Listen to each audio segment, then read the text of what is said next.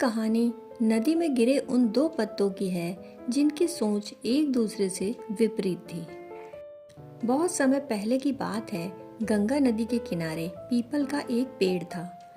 पहाड़ों से उतरती गंगा पूरे वेग से बह रही थी कि अचानक पेड़ से दो पत्ते नदी में आ गिरे। एक पत्ता आड़ा गिरा और एक सीधा। जो पत्ता आड़ा गिरा था वह तो अड़ ही गया। कहने लगा, आज चाहे जो हो जाए मैं इस नदी को रोक कर ही रहूंगा। चाहे मेरी जान ही क्यों न चली जाए, मैं इसे आगे नहीं बढ़ने दूंगा। वह जोर जोर से चिल्लाने लगा, रुक जा गंगा, अब तू और आगे नहीं बढ़ सकती। मैं तुझे यहीं रोक दूंगा।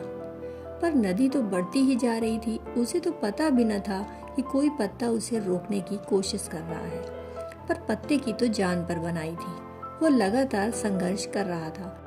नहीं जानता था कि बिना लड़े भी वहीं पहुंचेगा जहां लड़कर, थक कर, हार कर पहुंचना है।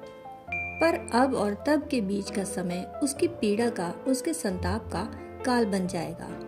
वहीं दूसरा पत्ता जो कि सीधा गिरा था, वह नदी के प्रवाह के साथ ही बड़े मजे से बहता चला जा रहा था।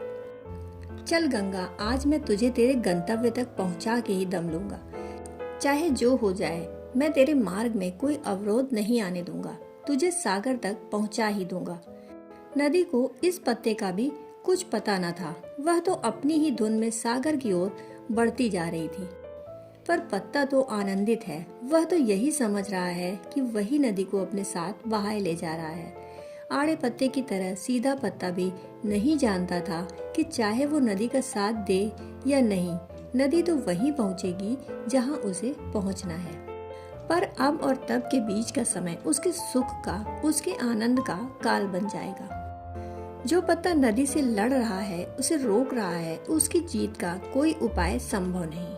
और जो पत्ता नदी के प्रवाह के साथ बहा जा रहा है, उसकी हार का कोई उपाय संभव नहीं। व्यक्ति ब्रह्म की इच्छा के अतिरिक्त कभी कुछ कर नहीं पाता है, लेकिन उसके पास इतनी स्वतंत्रता है कि वह लड़ सकता है और लड़कर अपने को चिंतित कर सकता है। इस स्वतंत्रता का प्रयोग हम सर्वशक्तिमान की इच्छा से लड़ने में कर सकते हैं और तब जीवन उस आड़े पत्ते के जीवन की तरह दुख और संताप के अलावा और कुछ नहीं होगा। या फिर हम उस स्वतंत्रता को ईश्वर के प्रति समर्पण बना सकते हैं और सीधे पत्ते की तरह आनंद विभोर हो सकते हैं। दोस्तों, कहानी सुनने के लिए आपका बहुत बहुत आभार।